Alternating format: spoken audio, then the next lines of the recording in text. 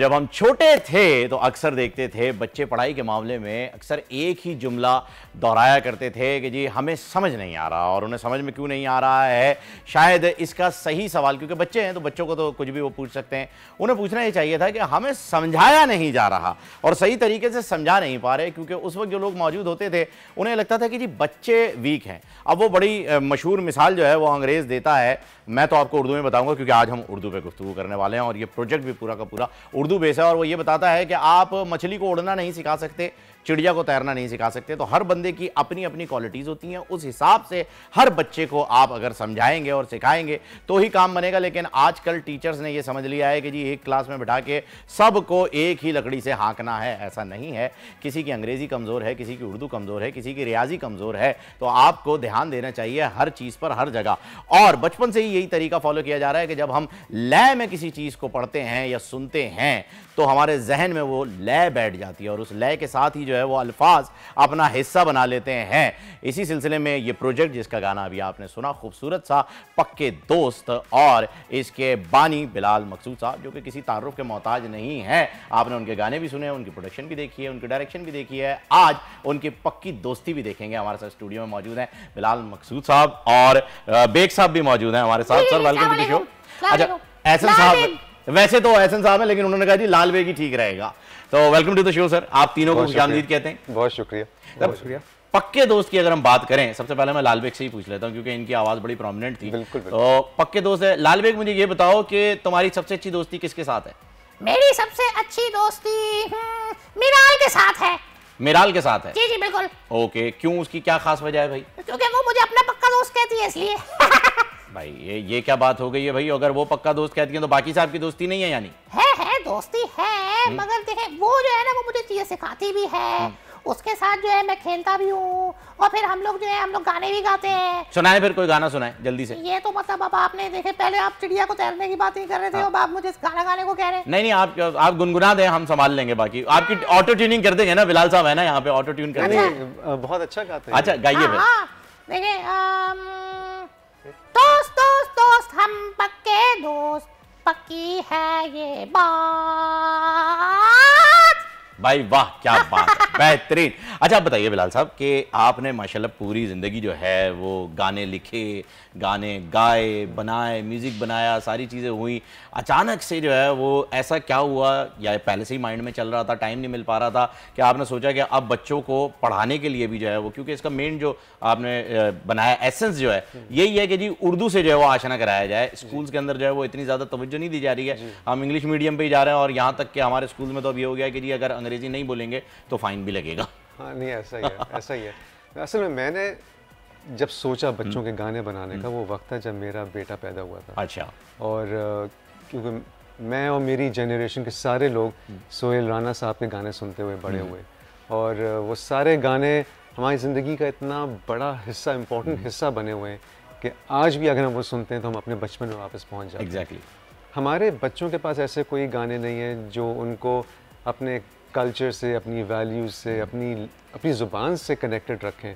वो सिर्फ या तो बेबी शार्क है या कोको मेलन है या वो सारे डब्ड कार्टून्स हैं जो आजकल वो देख रहे हैं हिंदी में। हाँ, और टर्की वगैरह के, हाँ, और यहाँ के जो तो अच्छा कुछ नहीं बात करें, आप करें, बात करें, कुछ गलत तो सवाल का जवाब दें आप। कुछ गलत तो नहीं कर रहे? नहीं, मैं वो आपके कंधे में कुछ लगा था, साफ कर रहा था। ओके, तो मैंने ये सोचा कि जब मिकाइल पैदा हुआ कि मैं इसको उर्दू के गाने कैसे सुनाऊंगा। तो उस वक्त से मैं सोचा था कि एक शो ऐसा हो जिसमें बच्चों के गाने हों, पपेट्स हों, क्योंकि मैं सेसमी स्ट्रीट का बहुत बड़ा फ़ैन, और इन दोनों को कंबाइन करने का, लेकिन स्ट्रिंग्स की मसरूफियत की वजह से कभी वो वक्त नहीं मिला। तो जिस दिन स्ट्रिंग्स ख़त्म हुआ तो उसके अगले दिन से इस शो पे काम करना शुरू किया। अच्छा, अब आप कह रहे हैं स्ट्रिंग्स ख़त्म हो गया, क्योंकि इससे पहले भी आप एक मरतबा ब्रेक ले चुके थे। आपका जो बैंड था उसमें 5 मेंबर्स थे, फिर ब्रेक हुआ, फिर उसके बाद स्ट्रिंग्स दोबारा आया और ऐसा आया कि जी आ गया तो छा गया ठा करके। फिर अब आप कह रहे हैं स्ट्रिंग्स ख़त्म हुआ, यानी ऑफिशियली जो हमने ब्रेक ली थी, हमने ब्रेक कहकर ब्रेक ली थी। अच्छा, कि हम ब्रेक ले रहे हैं। ओके। लेकिन इस दफ़ा फैसल मैंने ये सोचा कि अब हमें अपनी ज़िंदगी में बाकी चीज़ें भी एक्सप्लोर करनी चाहिए जो हम करना चाहते हैं। मैं बहुत सारी चीज़ें करना चाहता था, फैसल और भी चीज़ें करना चाहता था। स्ट्रिंग्स में हम ऑनेस्टली थोड़ी सी बोरियत हो गई थी, मोनोटोनस आ गई थी। हाँ, तो हमने कहा कि थोड़ा सा निकले कुछ और। लेकिन ये आप अपने फैंस के सामने जो है वो ना कहिएगा, वो बेचारे दिल बर्दाश्त होंगे, क्योंकि हमें तो बड़ा मजा आ रहा था सुनने में। तो I am one of them. तो अब अच्छा है ना, फैसल अपने गाने कर रहा है। लेकिन वो जो कॉम्बो आता है आप लोगों का, यहाँ तक कि बॉलीवुड भी आपका जो है वो फैन रहा। आपने जिंदा में जो गाना उनके लिए टाइटल किया था, पूरी मूवी की जान वही टाइटल था, और अगर मैं गलत नहीं हूँ तो अनवर साहब ने लिखा था। जी जी हाँ, और फिर उसके अल्फाज भी इतने जबरदस्त, और पूरी एक लेगेसी चली आ रही है आपके साथ, तो माशाल्लाह। तो वो चीज़ खैर हमारी तरफ से रिक्वेस्ट ही है, अगर आप लोग दोबारा जॉइंट वेंचर कोई हो जाए तो मजा आ जाएगा, नहीं होगा तो फिर खैर हो गई है। लाल बेग के क्या ख्याल है इसमें? लाल बेग से पूछते हैं। देखिए आप मेरे बारे में बात करें ना कि मतलब हम क्या गाने गा रहे हैं साथ। लाल बेग सर की है पहाड़ सुना दो। ये सर का है वो पहाड़, सर का बुखार हो गया ये तो। हाँ ना, अब क्या करूं, मुझे याद नहीं है। अब गाने पे गाने गवाए जा रहे हैं आप। अच्छा, इसमें एक कैरेक्टर जो है वो बज्जो के नाम से भी है, तो ये बज्जो आपा से रिलेटेड है? बिल्कुल।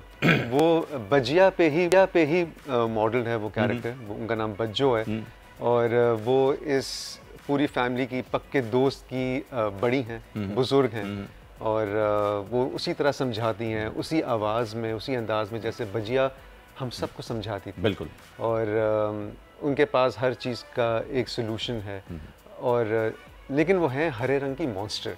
अच्छा। उनके सींग भी हैं। अरे वाह वाह तो वाह। मैं बच्चों को बताऊंगा, आप उनको मॉन्स्टर कह रहे थे। बज्जो, अगर आज बज्जो होती, आई एम श्योर वो हंसती और इस चीज़ को बहुत खुश होती, एंजॉय करती, बहुत एंजॉय करती, बल्कि वो खुद भी जो है वो बहुत सारे आइडियाज भी देती हैं, और हो सकता है कोई स्क्रिप्ट भी जो है वो लिख देती कि चलो ये खासा इससे कर लो। कठपुतलियां बनाई थी बिल्कुल बनाई थी, और उन्हें भी बड़ा शौक था कि इस तरह की चीज़ें जो है वो चलती रहें। खैर ये तो लेगेसी की अब बात निकल आई है, बज्जो आपा से, फिर जुबैदा आपा, बट्टो आपा, फिर अनवर साहब, अब आप, ये पूरी लेगेसी चल रही है माशाल्लाह से। हमें, हमारे जैसी जो कॉमन फैमिली होती है ना सर, हमें तो मिलती है इनहेरिटेड शुगर, ब्लड प्रेशर, ये चीज़ें हमें इनहेरिट होकर आ रही हैं। आपके पास माशाल्लाह से आ रहा है टैलेंट शदीद, मतलब लिख भी रहे हैं, कर भी रहे हैं, चाहे सटायर की बात हो, चाहे पॉलिटिकल सिचुएशन हो, चाहे उर्दू अदब की बात हो, जितनी भी बात की जाए वो आपकी फैमिली में तो माशाल्लाह से कूट कूट के भरी हुई है। शायद यही वजह है कि आप इसके लिए स्पॉन्सर की जानिब नहीं बढ़ रहे। अभी तक आपने कोई स्पॉन्सर लिया नहीं है, और ऐसा हो नहीं सकता कि आपके पास स्पॉन्सर आए ना हो। नहीं, स्पॉन्सर्स थे, मैंने स्पॉन्सर नहीं लिया, ये मैंने खुद ही पूरा प्रोजेक्ट किया। और अच्छी चीज़ ये कि मेरे साथ मेरी जो टीम थी, उन्होंने जिस तरह काम किया है, सब ने इसको अपना प्रोजेक्ट समझ लिया। जो डायरेक्टर हैं, मियाँ बीवी एक डुओ हैं जो साथ काम करते हैं, उमर आदिल, बीनेश, ये सारे लोग, ये जो हैं साथ, खास तौर से लाल बेग। और लाल बेग मुझे लग रहा है सबसे फेमस। ये मुझे मार्स पे जाने का इरादा लग रहा है, एलियन से दोस्ती कर लिया आप लोगों ने। नहीं मतलब आप एक सेकंड, आप मुझे क्या कह रहे हैं, मैं क्या हूँ? नहीं, आप तो है ना, एलियन के डिसेंडेंट है ना। किसने कहा आपको ये? मेन इन ब्लैक में विल स्मिथ ने। नहीं, आप कैसी बातें कर रहे हैं? मैं किसी चीज का एलियन का डिसेंडेंट नहीं हूँ, मैं बच्चा हूँ। अच्छा, ठीक है। काम करेंगे आप बड़े बड़े? अब वो तो डिपेंड करता है, देखते हैं क्या होता है। चलें, अच्छी बात। बताएगा। अच्छा जी, बैक टू स्पॉन्सर। तो ये वजह है आप स्पॉन्सर जो है वो नहीं ले रहे? जी, मैं एक दिमाग में एक चीज़ थी जो मैं एज इट इज़ करना चाहता था, सोचा हुआ था। तो अभी 25 साल से ये चीज़ पक रही थी दिमाग में। अच्छा, तब से ही, मतलब वो बचपन से ही जो है वो था कि एक मैं करूँगा इस तरह का कुछ। अच्छा, अभी हम बात कर रहे थे बज्जो के कैरेक्टर की, तो एलिजा जो है वो बज्जो की रिलेटिव भी हैं? अलीज़े मेरी नीस है। अच्छा। और पूरी ज़िंदगी हम अलीज़े को बज्जो की मिमिक्री करते हुए देखते हैं। अच्छा। और पूरे ख़ानदान को हंसाती रहती हैं। वाह। और जब ये काम शुरू हुआ तो ख्याल आया कि हम अलीज़े से बात करें। शुरू में तो काफ़ी रिलक्टेंट थी, नहीं कर सकती मैं ये वो, लेकिन जब आई तो उन्होंने कमाल कर दिया। और मज़े की चीज़ ये है कि जितने पपेटियर्स हैं ये अपनी पपेटियरिंग भी कर रहे हैं, उनकी वॉइस भी वही है और गा भी खुद रहे हैं। तो चाहे वो जग्गा हो, मीराल हो, बज्जो हो, मतीन हो, सबकी आवाज़ें वही हैं, गा भी खुद रहे हैं। तो ये टैलेंट इस तरह ढूंढना आसान नहीं था वाकई। और ये लोग जो मिले हैं, ये अमेजिंग टैलेंट है। और अब लाल बेग आप थोड़ी देर चुप रहिएगा, मुझे एहसन साहब से बात करनी दीजिए। क्या आप चुप रह सकते हैं? कोशिश कर लेना। The finger on the lips please.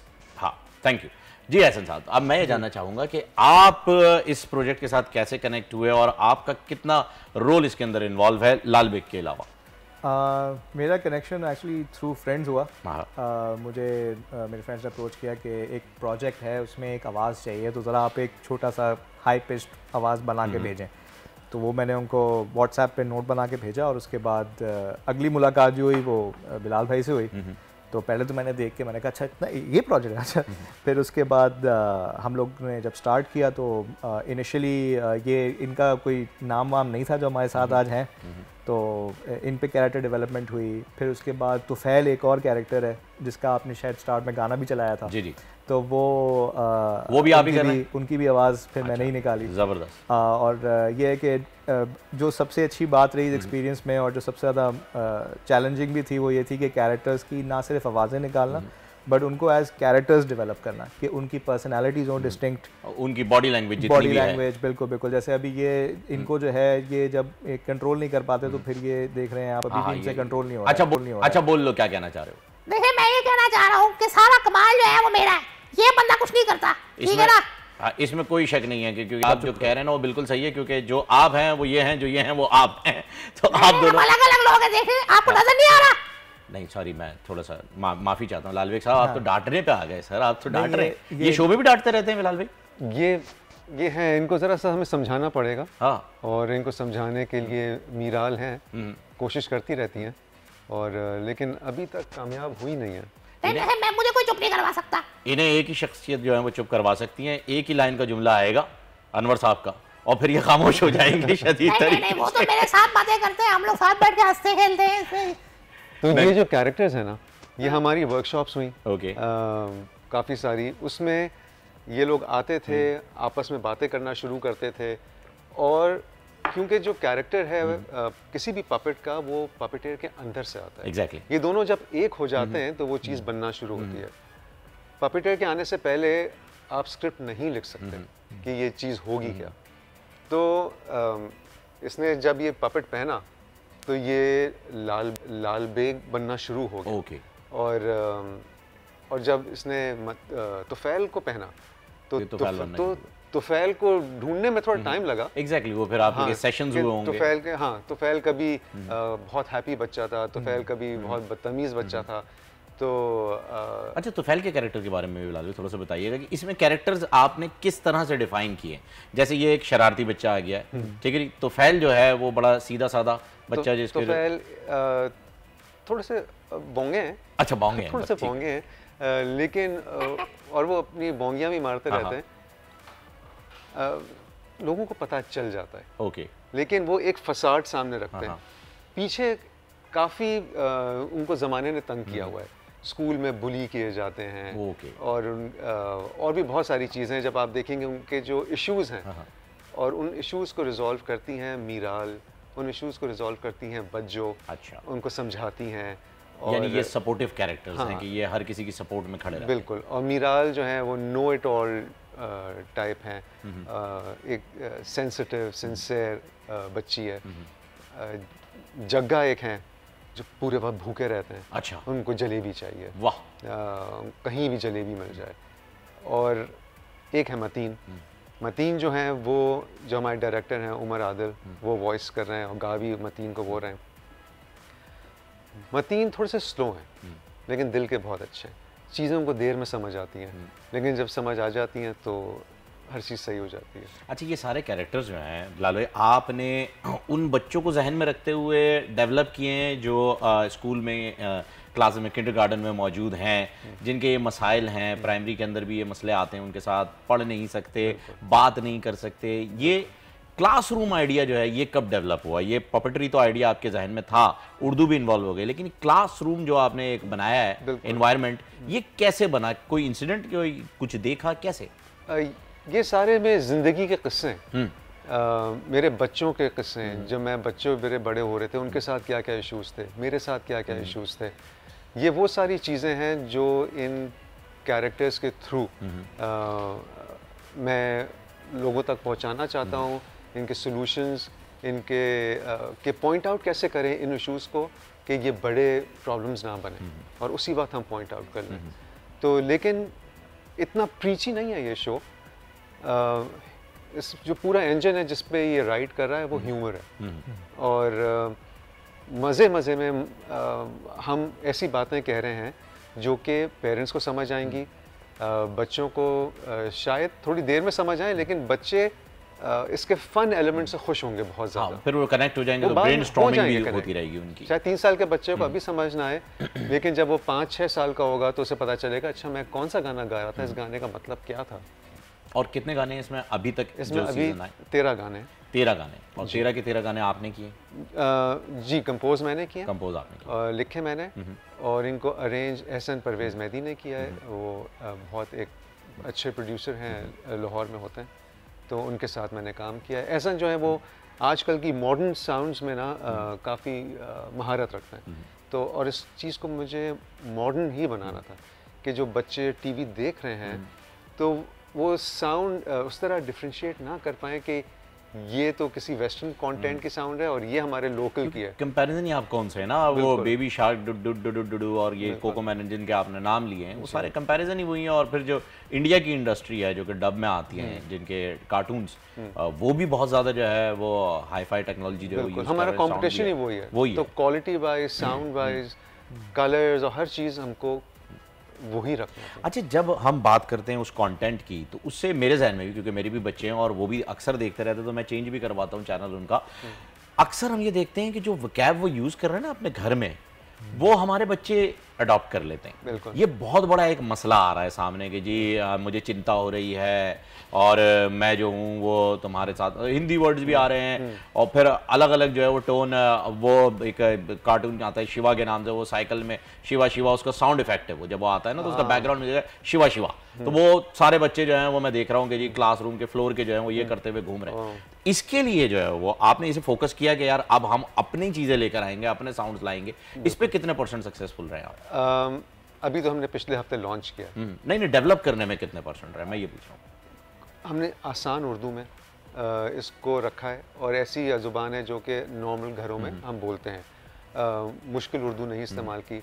और स्पेशली ये इसलिए कि बच्चे जो हैं उर्दू से भागते हैं आजकल। बिल्कुल ऐसा ही है। तो उर्दू को अपनाएं, उनको लगे कि उर्दू भी कूल है, उर्दू भी फ़न है, और जब वो ये गाने गा रहे होंगे तो ये नहीं सोच रहे होंगे कि ये उर्दू के, ये उनको मज़े के गाने लग रहे होंगे, ये उनको मज़े के कैरेक्टर्स लग रहे होंगे, और उसके साथ साथ वो उर्दू भी सीख रहे होंगे। हमें वीडियोज़ आ रहे हैं इस वक्त US से, कनाडा से, बाहर से, कि 3 साल का बच्चा ये गान जलेबी गाता हुआ भाग रहा है घर में, उसने इससे पहले उर्दू नहीं बोली थी, लेकिन वही गाने सुन रहा है, उर्दू याद कर रहा है। तो यही मकसद था। अच्छा, ये एक हमारा अलमिया भी है कि हमारे जो जितने भी पेरेंट्स हैं वो उर्दू राइम से दूर कर देते हैं, वो कहते हैं बेटा इंग्लिश राइम पे आ जाओ, थोड़े से जो है वो बर्गर बन जाते हैं हम। बर्गर बनना ज़रूरी है ताकि कंपटीशन जो है वो बरकरार रहे। हमारा बच्चा जो है वो उर्दू राइम सुनाता फिरेगा, सब कहेंगे ये क्या बात हुई भाई, इसे तो इंग्लिश नहीं आती है। ये कॉन्सेप्ट भी डेवलप हो गया है। लैंग्वेज को हम लैंग्वेज की तरीके से नहीं ले रहे, हमने एक स्टेटस बना दिया है कि जी ये तो अंग्रेजी बोलता है, अच्छा बच्चा है, पढ़े लिखा है, अच्छे खानदान का, उर्दू बोल रहा है तो नहीं यार ये तो कच्ची आबादी का बच्चा आ गया, पता नहीं कौन है क्या है। ये जो एक डिफरेंशिएट पैदा हो गया है, जो डिफरेंस एक सोसाइटी बन गई है, इस पे जो है जो किस हद तक जो है, मैं तो लालबेग से पूछना चाहूँगा, भाई लालबेग तुमने कितना काम किया इस पर? मैंने तो बहुत मेहनत की है, लेकिन अब ये भी बता देंगे आपको। तो बेसिकली मेरे ख्याल में जो सबसे ज़्यादा हमारी सक्सेसफुल चीज़ रही है वो यही है कि हमने उर्दू लैंग्वेज को प्रॉपर्ली यूज़ किया है, इन दैट के जो रिस्पॉन्सिबिलिटी आती है, आपने जितनी सही बात, आपका डायसेक्शन बिल्कुल सही था कि उर्दू को ऑलमोस्ट गिरा दिया गया है टू अ पॉइंट कि वो एक नीची चीज़ समझी जाती है टू कम्युनिकेट इन। लेकिन मेरे ख्याल में ये रिस्पॉन्सिबिलिटी मीडिया पे जाती है, ये रिस्पॉन्सिबिलिटी एंटरटेनर्स और एजुकेटर्स पे जाती है कि वो बच्चों के अंदर चीज़ शऊर पैदा करें कि वो उर्दू में बात करें, उर्दू में बोलें, और जो हमारे यहाँ जो पेरेंट्स हैं उनको भी समझाएं अंग्रेजी भी ज़रूरी है, उर्दू भी ज़रूरी है। बिलाल भाई बहुत बहुत शुक्रिया, आप यहाँ पर आए साहब, बहुत शुक्रिया। Lalbeg thank you so very much. जाते जाते अगर कोई मैसेज आप या लालबेग जो भी देना चाहें वो हमारी ऑडियंस को दे सकते हैं कि इस सीरीज़ में उनके लिए क्या क्या बेहतरी मौजूद है। पक्के दोस्त इस वक्त यूट्यूब पे अवेलेबल है, सारी एपिसोड्स हैं, 1 घंटे का कंटेंट हमने बनाया है, आप उसे देखें। 13 गाने हैं, बहुत सारे टॉपिक्स पे गाने हैं, बहुत सारे टॉपिक्स पे बात की हुई है, मैसेजेस हैं, मॉरल एथिकल वैल्यूज़ पे बात की गई है। पेरेंट्स देखें उसको और अपने बच्चों तक पहुंचाएं, और इसको, और तुम कुछ कहना चाहोगे? हाँ हाँ बिल्कुल बिल्कुल, देखिए हम भी हैं वहाँ पे और बहुत ज़्यादा मजाक और मस्ती भी है, तो आप जरूर जाते जाते पक्के दोस्त गुनगुना दें। फिर हम ब्रेक पे चले जाएंगे जी, पक्के अच्छा, दोस्त अच्छा, के साथ ही। अच्छा अच्छा दोस्त दोस्त दोस्त दोस्त पक्के दोस्त पक्की है ये बात। अच्छा, मैं कोशिश कर रहा था गाने की, मैं नहीं गा सकता के साथ मिलके जी, पैथेटिक सिंगर। बोल एंटरटेनमेंट के शोज देखने के लिए हमारे चैनल को सब्सक्राइब करें और बेल आइकन पर क्लिक करना ना भूलें।